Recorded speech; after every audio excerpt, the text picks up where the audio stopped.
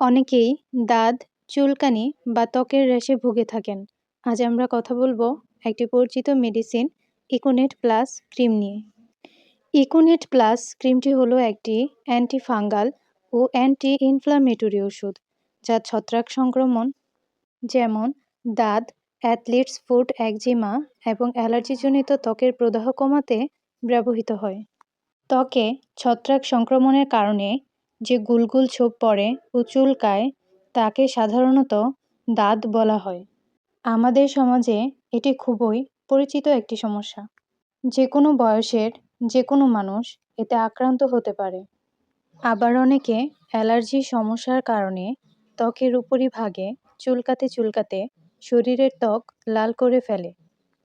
আবার অনেক সময় চামড়া ফেটে রক্ত বেরিয়ে আসে।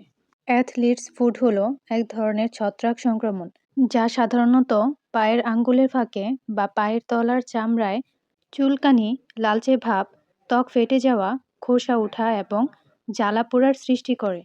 এটি উষ্ণ আর্দ্র পরিবেশে বৃদ্ধি পায় এবং সংক্রমিত মেঝে, তোয়ালে বা জুতার মাধ্যমে ছড়ায়।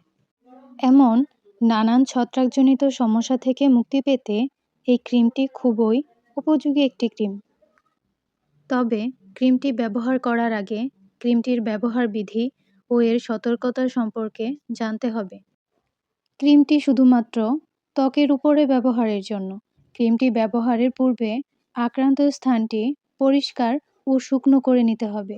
দিনে দুবার সকাল ও সন্ধ্যায় পাতলা করে ক্রিমটি লাগিয়ে আঙুল দিয়ে আলতোভাবে ঘষে দিতে হবে। সাধারণত ক্রিমটি 14 দিন পর্যন্ত ব্যবহার করতে বলা হয়, তবে ডাক্তারের পরামর্শ অনুযায়ী সময়কাল পরিবর্তিত হতে পারে।